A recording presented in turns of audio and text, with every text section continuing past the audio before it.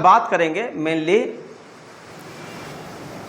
Bible से ही कुछ वचनों को लेंगे और हम लोग आज सीखने वाले हैं। हम लोग जो सीखेंगे वो सीखेंगे परमेश्वर का जो प्रेम है वो निस्वार्थ प्रेम है। क्या है? निस्वार्थ प्रेम, जिसको हम लोग बोलते हैं। आज हमारा जो टॉपिक है वो टॉपिक हमारा रहेगा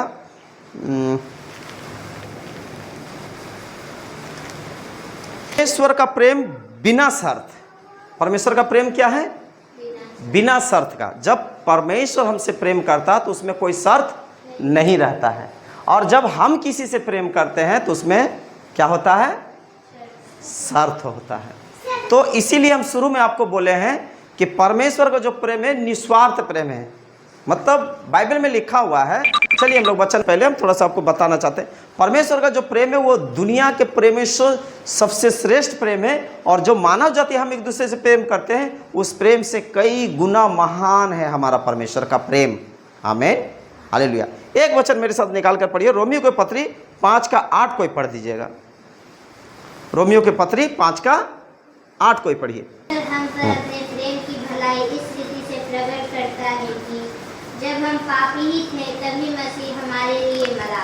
गौर कीजिएगा क्या कह रहा है यहाँ पर ही परमेश्वर का वचन, कि जब हम पापी ही थे तब यीशु मसीह हमारे लिए मरा। समझ रहे बात को? अगर हम धर्मी थे तो मरते तो चलिए ठीक है, अच्छे लोगों के लिए सब मरता है, मगर बाइबल क्या कहती है? रोमियो की पत्री 5:8, जब हम पापी थे, परंतु परमेश्वर के प्रेम की भलाई इस रीति से प्रकट होती है कि जब हम पापी थे यीशु मसीह हमारे लिए मरा। आमीन, हालेलुया। इसका मतलब क्या? हमसे प्रेम करने के लिए यह नहीं देखा कि हम योग्य हैं कि नहीं है, हमारे अंदर वो क्वालिटी है कि नहीं है कि परमेश्वर हमसे प्रेम कर सके। ये चीज़ परमेश्वर नहीं देखा। हम लोग की योग्यता को परमेश्वर नहीं देखा। बाइबल में लिखा हुआ हम निर्बल थे, हम कमज़ोर थे, हम दागी थे, हम स्वभाव से ही पापी थे, हम बदनाम मनुष्य थे, हम कंगाल थे, हम गरीब थे, तभी यीशु मसीह हमारे लिए मरा। आमीन, हालेलुया। मेरे साथ और निकाल लीजिए, प्यार करता है बिना स्वार्थ के। परमेश्वर जब हमसे प्रेम करता है उसमें कोई शर्त नहीं होता है। आगे रोमियो के पहले उसको आप घर में पढ़ सकते हैं। लूका में हम लोग क्या देखते हैं 15:24 में? एक ऐसे पुत्र के बारे में हम लोग देखते हैं और ऐसे पिता के बारे में देखते हैं जो पिता दयालु है, और एक ऐसा पुत्र के बारे में देखते हैं जो पुत्र जो है निकम्मा है, बेवफा है, पापी है और स्वार्थी पुत्र के बारे में हम लोग देखते हैं। फिर भी हम लास्ट में क्या देखते हैं कि वह पुत्र जब अपने हृदय से पछताता है, अपने पिता के पास जाता है और कहता है कि पापा, जब उसको दिक्कत हुआ खाने के लिए, ओढ़ने के लिए, पहनने के लिए, सोने के लिए, तब वो अपने आप में आया और पछताया कि काश मैं अपने पापा के घर में रहता, मैं पिताजी के घर में रहता तो मुझे इतना दिख नहीं होता है। ज़रूरत से ज़्यादा मेरे पापा के घर में खाना है, नौकर लोग खाता है।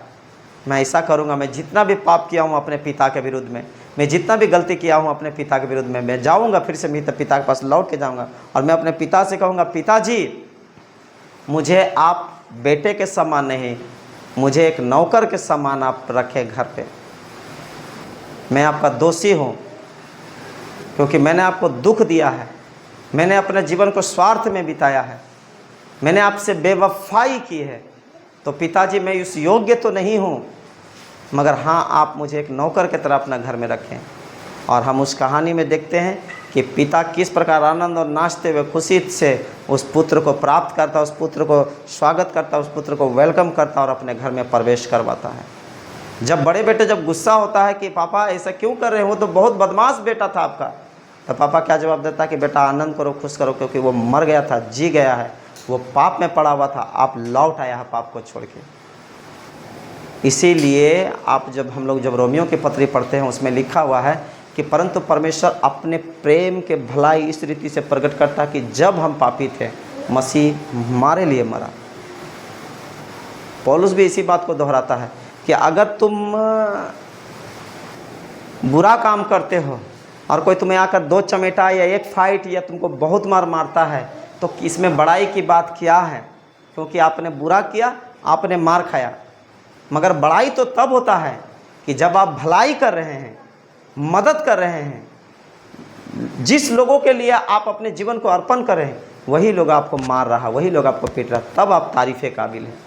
ये बात पौलुस कह रहा है। तो हमारा परमेश्वर का प्रेम को भी हमें इस प्रकार से समझना है। एक जगह और हम लोग देखते हैं बाइबल के अनुसार, जब यीशु मसीह जक्कई के घर में जाता है, मतलब जक्कई आज मैं तुम्हारे घर में जाऊंगा, खाना खाऊंगा, और प्रभु यीशु मसीह जक्कई के घर में जाता है। जक्कई बहुत आनंद करता है, और ना जक्कई केवल आनंद करता, जक्कई अपने मित्रों दोस्तों को सबको बुला लेता था, जो पापी थे, जो चुंगी लेने वाले थे, सबको बुला के इकट्ठा करता है और न्योता देता है खाने पे, और बोलता आज मेरे घर में प्रभु आया है। वहाँ बड़े बड़े पंडित लोग, बड़े बड़े शास्त्री, बड़े बड़े अधिकारी लोग, शास्त्र को जानने वाले ज्ञानी लोग यीशु मसीह के ऊपर कुड़कुड़ाता, घमंड करता, बोलता अरे ये तो अपने आप को गुरु और पापी समझता है, मगर ये क्या करे, पापियों के बीच में बैठ के खाना खाता है। जानते हैं वहाँ पर यीशु मसीह जवाब क्या देता है उन लोगों को? वहाँ यीशु मसीह बोलता है कि डॉक्टर को बीमारों का जरूरत पड़ता, जो अच्छा है उससे डॉक्टर का जरूरत नहीं है। मैं भी इस दुनिया में आया हूँ, पापियों के लिए आया हूँ, क्योंकि परमेश्वर का जरूरत किसको है? पापियों का जरूरत है। इसलिए मैं पापियों के लिए आया हूँ, मैं धर्मियों के लिए, मैं पापियों को बचाने आया हूँ, ताकि पापी को बचाकर परमेश्वर के राज्य तक पहुँचा सकूँ। ये जवाब था हमारे प्रभु यीशु मसीह का, ये जवाब था उन पापियों के प्रति। आज दुनिया संसार किस नज़रिया से देखता है पापियों को? घृण्य नज़र से देखता है पापियों को, घृण्य तरीका से देखता है पापी को, मगर हमारा परमेश्वर पापियों को बचाने के लिए इस दुनिया में आया था, पापियों को बदलने के लिए इस दुनिया में आया था, पापियों को अच्छा बनाकर स्वर्ग राज्य में ले जाने के लिए आया था। एक तरफ बाइबल बताती है कि कोई भी धर्मी नहीं है, एक भी धर्मी नहीं है, सब के सब भटक गया है, सब के सब अपना अपना मार्ग लिया, सब के सब परमेश्वर को छोड़ दिया, एक भी धर्मी नहीं है, बाइबल बताती है। तो फिर कैसे लोग स्वर्ग जाएगा जब एक ही धर्मी नहीं है? इसीलिए यीशु मसीह इस दुनिया में आए, मनुष्य के बीच में डेरा किए, मनुष्य को धर्मी बनाने के लिए प्रभु यीशु मसीह आए, पापियों को धर्मी बनाने के लिए यीशु मसीह इस दुनिया में आए। आप रोमियो के पत्र 10 जब आप पढ़ते हैं, वहाँ पर लिखा हुआ कि जितने लोग अंगीकार करते हैं और घुटना टेकते प्रभु यीशु मसीह का स्वीकार करते हैं और अपने जीभ से अंगीकार करते हैं कि यीशु मसीह उनके लिए मरा, वो निश्चय उद्धार पाएगा। धार्मिकता के लिए विश्वास किया जाता है और पाप के लिए मुंह से अंगीकार किया जाता है कि यीशु मसीह हमारे पापों के लिए मरा, हम निश्चय उद्धार पाएंगे। इसीलिए ये संसार का प्यार अलग हो सकता है, इस दुनिया का प्यार, आपके माता का प्रेम अलग हो सकता है, आपके पिता का प्रेम आपके अलग हो सकता है, आपकी पत्नी का प्रेम अलग हो सकता है, आपकी भाई का प्रेम अलग हो सकता है, आपकी बहन का प्रेम अलग हो सकता है, आपके पड़ोसियों का प्रेम अलग हो सकता है। इस संसार का प्रेम मिट जाता है, नष्ट हो जाता है, समय के अनुसार बदलता रहता है इस संसार का प्रेम, इस मनुष्य का प्रेम, मगर परमेश्वर का प्रेम कभी नहीं बदलता है। परमेश्वर का प्रेम कभी ख़त्म नहीं होता, अंत नहीं होता। जैसे हमारे पत्नी हमसे प्रेम करती है, तो एक समय आएगा कि हमारा पत्नी और हमारा प्रेम का अंत हो जाएगा, मगर परमेश्वर का प्रेम का अंत नहीं है, जिसको हम लोग कहते हैं अनंत काल का प्रेम, इंटरनल लव। वो हमेशा के लिए हम लोगों से प्यार किया है। एक दो वचन और पढ़। इससे बड़ा प्रेम किसी का नहीं कि कोई अपने मित्रों के लिए अपना प्राण दे दे। पढ़ो। आज्ञा मैं तुम्हें देता हूं। बस इससे बड़ा प्रेम नहीं है कि कोई भी अपने मित्रों के लिए प्राण दे। यीशु मसीह हम लोग के लिए प्राण दिया। कोई नहीं, आपका परिवार का लोग भी आपके लिए प्राण नहीं दे सकता, मगर हमारा परमेश्वर, हमारा यीशु मसीह हमारे लिए, पूरे मानव जाति के लिए, पूरे संसार के लिए प्रेम प्राण दिया। और वो प्राण नहीं था, वो उनका प्रेम था जो मानव जाति के लिए उमड़ कर उस क्रूस पर दिखाया गया कि वो मनुष्य से कितना प्रेम करता है। लिए मरा, हमारे दंडों को वो अपने ऊपर लिया और क्रूस पर मृत्यु दंड सहा। आमीन। 22 और 23 पढ़ना। हम मिट नहीं गए, यह यहोवा की महाकरुणा का फल है, क्योंकि उसकी दया अमर है। प्रति भोर वो नई होती रहती है, तेरी सच्चाई महान है। हम मिट नहीं गए, प्रतिदिन वो हमसे प्रेम करता है। प्रति भोर को वो नई ताजगी देकर हम लोग को बनाता है कि हम उसके योग, उसके प्रेम को समझ पाए, उसके प्रेम में बढ़ते जाएं। आमीन, हालेलुया। बहुत सारे वचन हैं। पहला यूहन्ना 4:11 पढ़ दीजिएगा। पहला यूहन्ना 4:11। तो हमको भी आपस में प्रेम रखना चाहिए। देखिए क्या बर वचन है परमेश्वर का। हे प्रियो, जब परमेश्वर ने हमसे प्रेम किया तो हमें भी आपस में एक दूसरे के साथ प्रेम रखना चाहिए। आमीन, हालेलुया। आज के वचन के द्वारा हम आपको ये समझाना चाहते हैं कि परमेश्वर ने तो हमसे प्रेम किया, 100% प्रेम किया। उस प्रेम का तुलना ही नहीं है। हम जितना भी बड़ाई करेंगे उस प्रेम का, उसको हम सही तरीके से बखान नहीं कर सकते। उस प्रेम का एग्जाम्पल नहीं दे सकते, वो जिस प्रकार से प्रेम किया हम लोगों से। मगर अब जो है परमेश्वर चाहता है, आप यूहन्ना रचित सुसमाचार में पढ़िएगा, उसमें लिखा हुआ है कि परमेश्वर चाहता है कि हम एक दूसरे से प्रेम करें, ताकि इस संसार के लोग जानें कि हम उसके चेले हैं। और ये क्यों यीशु मसीह इस प्रकार का प्रेम दिखाया? ताकि हम भी इसी प्रकार का प्रेम एक दूसरे से करें, उन पापियों से करें, अपने समाज से करें जो लोग यीशु को नहीं जानते हैं, जो लोग यीशु मसीह से दूर हैं, जो लोग यीशु मसीह से भटके हुए हैं। हमारा भी प्रेम यीशु की तरह होना चाहिए उन लोगों के प्रति निस्वार्थ जो यीशु को नहीं जानते हैं। मेरे भाइयों, मेरे मित्रों, हम ये बात आपको इसलिए बता रहे हैं कि परमेश्वर का प्रेम अद्भुत है। कोई कंपेयर नहीं है, किसी के साथ आप कंपेयर नहीं कर सकते हैं कि प्रभु उसके तरह प्यार करता है, उसके तरह प्यार करता है। आप वचन पढ़िए यूहन्ना रचित सुसमाचार में, उसमें लिखा हुआ कि प्रेम परमेश्वर नहीं है, परमेश्वर ही प्रेम है। हालेलुया। ये समझने वाली बात है। मैं अपने चर्च के लोगों को, ना केवल अपने परिवार के लोगों को, ना केवल अपने पड़ोसियों को, इसीलिए तो आप चारों सुसमाचार में पढ़िएगा, चारों सुसमाचार में बेहतरीन तरीके से समझा गया क्या, मैं तुमसे कहता हूँ कि तुम अपने शत्रुओं के लिए प्रार्थना करो, उसे आशीष दो, श्राप मत दो। इस प्रकार से यीशु मसीह ने हम लोगों को सिखाया। हम लोग कहते हैं हमारे लिए वो ऐसे किया, हमारे लिए वो ऐसे किया, हमारे बच्चों को मारा, हमें टॉर्चर कर रहा, हमें ऐसे कर रहा, हमारा निंदा कर रहा, हमारा बदनामी कर रहा। हमें क्या सिखाया प्रभु यीशु मसीह ने? कि जो तुम्हें सताते हैं उसे तुम क्या करो, उसके लिए प्रार्थना करो, उसके लिए दुआ करो। ये काम है हमारा। हमें कोशिश करते रहना कि हम भी लोगों से परमेश्वर के समान प्रेम करें। बदला लेना हमारा काम नहीं है प्यारो, ऐसे लिखा हुआ। बदला लेना हमारा काम नहीं है। किसका काम है बदला लेना? परमेश्वर का काम है बदला लेना। हमारा काम बदला लेना नहीं है, बदला लेना परमेश्वर का काम है। हमारा काम है प्रार्थना करना, प्रेम करना और उनके गलतियों को माफ़ करना यीशु के नाम से। आमीन, हालेलुया। हम आशा करते हैं कि आज के वचन के द्वारा आप समझ पाए होंगे कि परमेश्वर किस प्रकार से हम लोगों से प्रेम किया।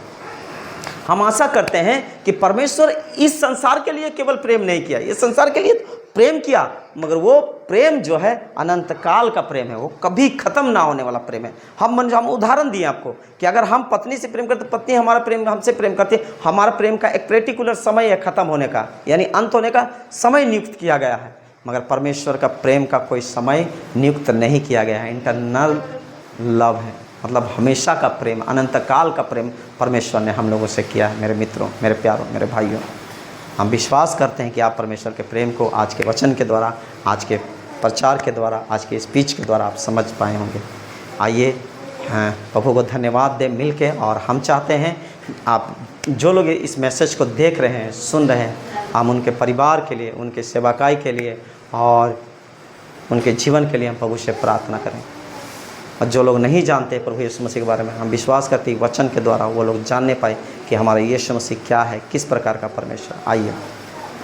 स्वर्गीय सामर्थ्य जीवित परमेश्वर, अनुग्रहकारी दयावंत जयवंत परमेश्वर, पिताजी आज इस वचन जितने लोग सुने हैं पवित्र पिता उनके जीवनों में काम कर, महामहिम परमेश्वर उनके जीवन को बदल दे। आज के वचन के द्वारा पवित्र पिता आपको महिमा मिलने पाए। पिताजी इस वचन में पवित्र पिता जितने लोग जुड़े रहें, जो सुने हैं पवित्र पिता, उनके परिवार को 30 गुना 100 गुना 60 गुना आशीष कर। उनके परिवार में जो भी घटी कमियां हैं, ज़रूरतों को पूरा कर पवित्र पिता, आर्थिक ज़रूरतों को पूरा कर पवित्र पिता। उसके परिवार में जॉब नहीं है पवित्र पिता दे, उसके परिवार में विश्वास का कमी घटी है, उस परिवार में विश्वास के कमी को पूरा कर।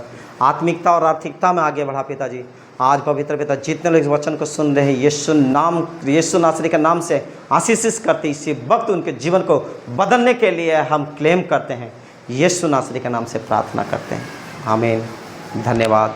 जय मसीह। कोशिश कीजिए, हमारा ये चैनल है, मसीह चैनल है, हमारा चैनल को आप सब्सक्राइब कीजिए, बढ़ोतरी दीजिए, लाइक कीजिए, फॉलो कीजिए, शेयर कीजिए, ताकि परमेश्वर का वचन ज़्यादा से ज़्यादा लोगों तक हम कोशिश कर रहे हैं कि हम पहुंचा पाएँ।